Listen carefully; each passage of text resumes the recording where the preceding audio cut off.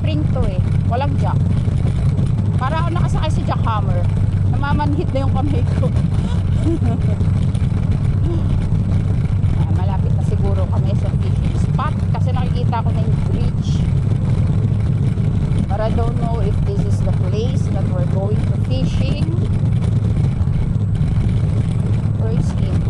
Iniwan niya ako eh. Hindi na alam kung nasa na siya. Iniwan niya kasi ako eh.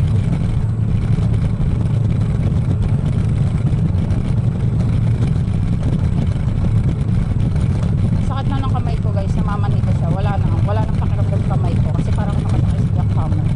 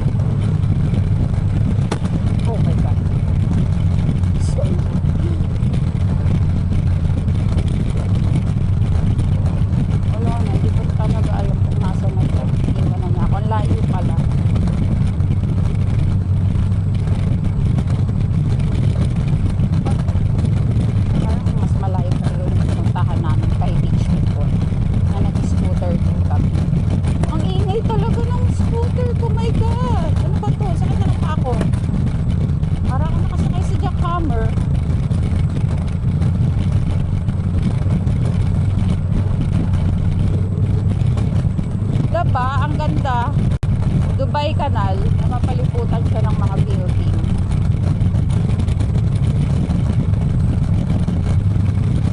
Maganda mag-jogging dito sa gabi.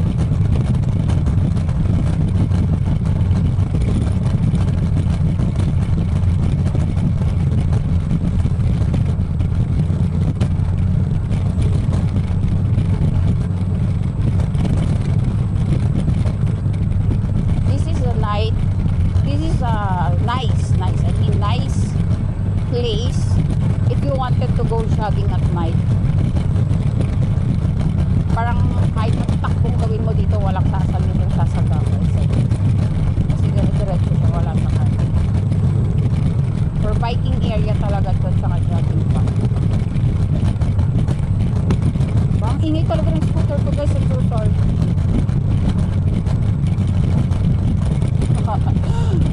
Namamanhid yung kamay ko. Painless na. Para ako tinurukan ng painless. Hindi lang, may scooter dito. Iniwan lang. Pero walang magnanakaw niyan. You know why?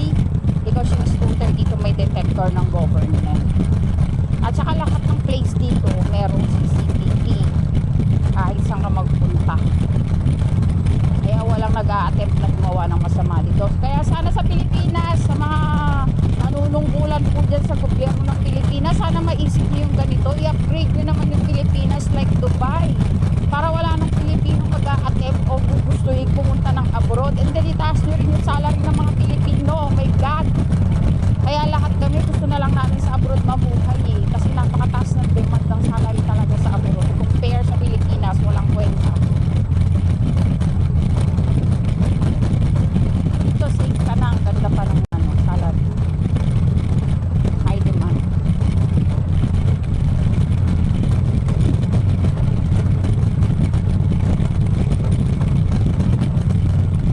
In-straight ko lang talaga to. Hindi ko alam kung nasa na siya. Basta in-straight ko lang talaga itong daan na to na tinatahan ko ngayon. But I don't know where is he now. Hindi ko alam kung magkikita pa kami sa dulo nito.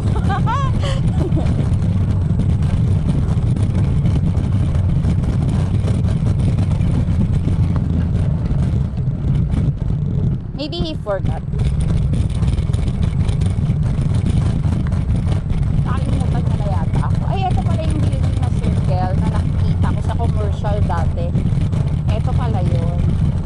Kana. Hindi ba ana-ana?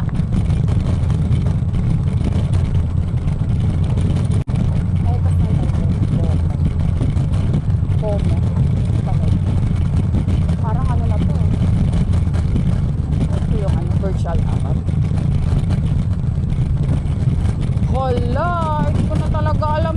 na siya. I don't know where it is. Ayun na pala. Hintay ako. Hintay pala niya ako. So, where are we going? Tingnan ako. Dito lang? Hindi pa. Open to. Paano to ipatay? Bro, eat. Let's eat.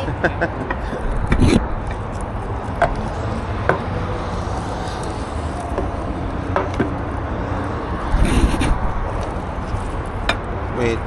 Crab. Crabby. And fishy. Later the crabby. I want this one. Fishy. Yeah.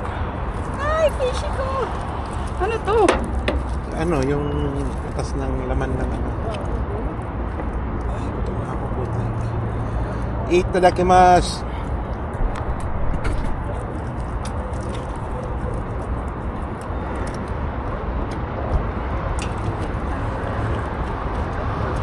Kakamayin ko to, bahala na. Oh, aywa. Let's eat! Bro, eat bro. Thank you! Awo, Tagalog ha. Hinos, busog na ako ha. Tingnan tayo ng soft drinks ha. Aywa. Thank you Lord. Nom, nom, nom, nom, nom, nom. Kaya sabi sa camera, hindi naman siguro.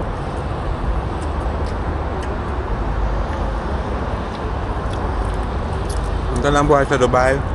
Simple lang. Meron kaming beef tapa, fish, crab, juice, water. Isda.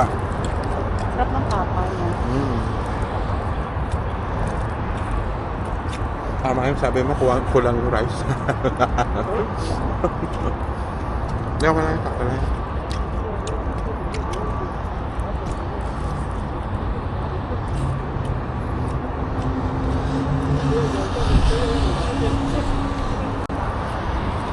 Para na kayo pag-alikan sa akin, Mark. Yung ano, lamok.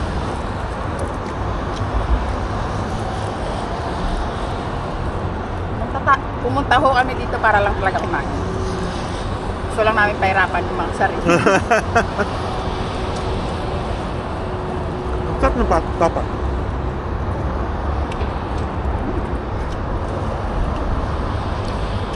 Dapat pala nag-live ako. Oh. Pwede pa.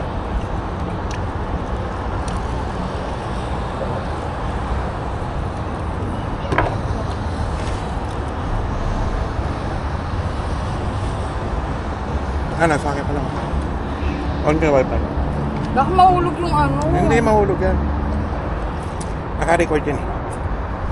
Wag na, meron naman ako data. Ah, sige. Minsan lumalayo ka eh. Off ko na yung ano, GoPro. Opo. Kain kami guys, ito yung pagkain namin. Tapa, isda na may crabs. Ang crabs nandiyan, sa likod. Woohoo! Rice. And brecha. Gutom. Ayan, ano magsalita, gutom. No fish, but try to fish. Akala nila napakamapera ng tao. Akala nila kamal-kamal na yung perang hinakawakan namin. No? At akala nila kapag nagpo-post kami ng mga achievement namin sa social media or may nakausap ko yung mga kamag-anak ko at nakapagsalita ako ng sabihin natin mga bagay na para lang ma-realize nila na ang mga perang pinapadala namin hindi namin pinupuno. Sasalita ka ng something na ma-realize nila dyan sa Pilipinas na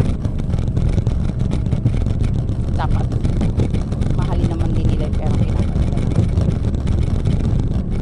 Kaya napapag-isipan kami na mayabang kami pag nagsasalita na kami ng mga ganun bagay na okay, it is mean sa pandinig nila, pero sa aming mga OFW napakahalaga ng salita kasi ang hirap sa ako. Kalaban namin dito homesick.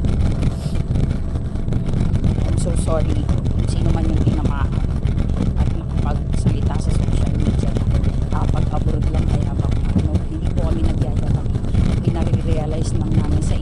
reality ng buhay namin dito sa abroad na napakahirap talaga. Tingnan nyo, weekend nga oh. Weekend, imbis na mag-enjoy kami, imbis na magala, eto, ginagawa namin, mag-fishing lang para makatipid. May pang-ulam. Pag nakahuli ng isda, may pang-ulam. Diba?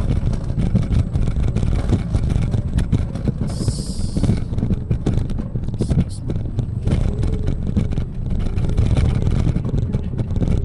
Ganun po yun. At kung may mga mayayabang mga OFW, sinasabi ko sa inyo, hindi sila mayabang. Ilalabas lang nila yung feelings nila. At ayaw nila, yung mga mag-anak nila dyan sa Pilipinas, ay maranasan din yung hirap yung dinadanas namin. Kaya maaari, pinare-realize namin sa mga tao dyan sa Pilipinas. Yung perang pinapadala namin po, hindi po namin iyayabang sa inyo yan. At yung mga salitang pinipitawan po namin, hindi po namin iyayabang sa inyo yan. Gusto lang namin maramdaman kung mahalaga pa kami sa inyo o hindi. Kung mahalaga ba yung bawat salita namin sa inyo o hindi. Ayan guys, layo na ng nababiyari namin. Pauwi na kasi kami. Ito rin yung dinaanan namin kami. Makali lang, pinagdaan. Bay Canal. Sakit na ng paa ko. Tapos nangangalay na rin ang kamay. Para ako nakasakay sa jackhammer talaga.